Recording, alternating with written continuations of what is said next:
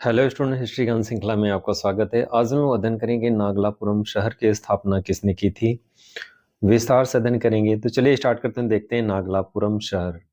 नागलापुरम शहर की स्थापना करने वाले व्यक्ति की डिटेल जानेंगे, उसके बाद जानेंगे नागलापुरम शहर की स्थापना किसने की थी। जैसा कि आप जानते हैं, विजयनगर साम्राज्य दक्षिण भारत का एक ऐसा समृद्धिशाली साम्राज्य जो कला, शिक्षा, साहित्य और समृद्धि के क्षेत्र में विख्यात था। उस राज्य में एक ऐसा शासक जन्म लेता है जिसका नाम था कृष्णदेवराय। कृष्णदेवराय ने अपनी उपलब्धियों के बल पे विजयनगर साम्राज्य की उत्कर्ष को चरम उत्कर्ष तक पहुंचा दिया। कैसे वो विजयनगर साम्राज्य को विकास के पथ पे ले गया, उसके बारे में विस्तार से अध्ययन करेंगे। सबसे पहले जानेंगे कृष्णदेवराय के बारे में। जब कृष्णदेवराय सिंहासन पे आसीन होता है तो उसमें परिस्थितियां विषम थी। चारों तरफ दुश्मनों की नजर विजयनगर साम्राज्य पे थी, क्योंकि विजयनगर साम्राज्य ऐसे संकट के दौर से गुजर रहा था जहां चारों तरफ उसके दुश्मन उसके ऊपर अटैक करने की फिराक में थे। कृष्णदेवराय अपने शासनकाल में शिक्षा, साहित्य, कला को चरमोत्कर्ष पे पहुंचा दिया। उसके शासनकाल में कला चरमोत्कर्ष पे पहुंच गई। उसने विविध मंदिरों का निर्माण किया। उसके शासनकाल में कला और साहित्य, शिक्षा का विकास चरमोत्कर्ष पे पहुंच गया था। उसके शासनकाल में अष्टदिग्गज यानी 8 तेलुगु जो विद्वान रहते थे उसके राज दरबार में, उन्हें अष्टदिग्गज के नाम से जाना जाता था। तो विस्तार से स्क्रीन पे अध्ययन करेंगे किस तरह से उसके शासनकाल में कैसे क्या परिस्थितियां उत्पन्न होती हैं और कैसे वह शासन करता और आगे चल करके नागलापुरम की स्थापना करता, जो उसके माता के स्मृति में इस नगर की स्थापना की थी। यानी उनकी नागंबा देवी के नाम से भी जाना जाता था और उन्हीं के स्मृति में नागलापुरम नगर की स्थापना की, जो विजयनगर के पास में ही पड़ता था।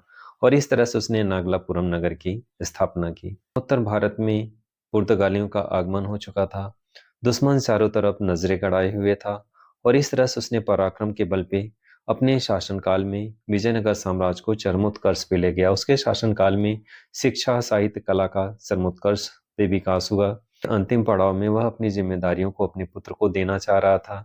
उसे विष देकर के उसके पुत्र की हत्या कर दी जाती है। षड्यंत्रों के द्वारा उसके पुत्र की हत्या की जाती है और इस घटना के कारण उसे बहुत ज्यादा आघात पहुंचता है और बाद में उसकी मृत्यु हो जाती है। तो इसके जीवन का ये टर्निंग पॉइंट था। और उसके जीवन का टर्निंग पॉइंट ही नहीं था, विजयनगर साम्राज्य के लिए भी टर्निंग पॉइंट था, क्योंकि इसके बाद कोई शक्तिशाली सम्राट विजयनगर साम्राज्य के सिंहासन पे आसीन नहीं होता है और इसके पश्चात विजयनगर साम्राज्य पतन की ओर अग्रसर होने लगता है।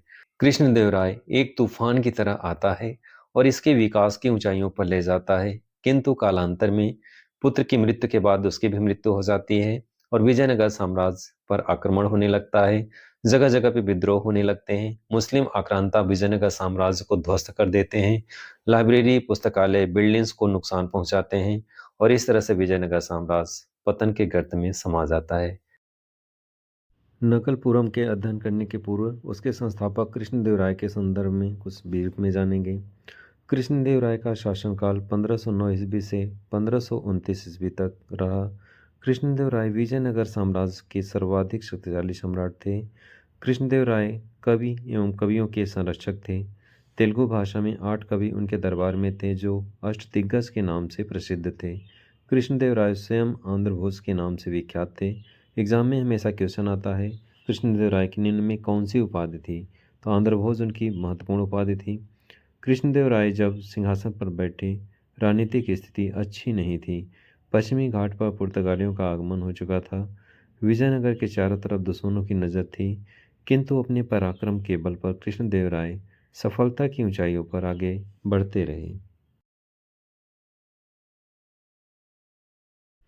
इसी क्रम में आगे बढ़ेंगे हम लोग। कृष्णदेवराय ने अपनी माँ के नाम पर एक नगर नगलापुरम अर्थात नागलपुरम भी कहते हैं की स्थापना की, जो विजयनगर के समीप था। कृष्णदेवराय की मां का नाम नागंबा या नगला देवी के नाम पर भी नगर का नाम नगलपुरम या नागलापुरम रखा गया।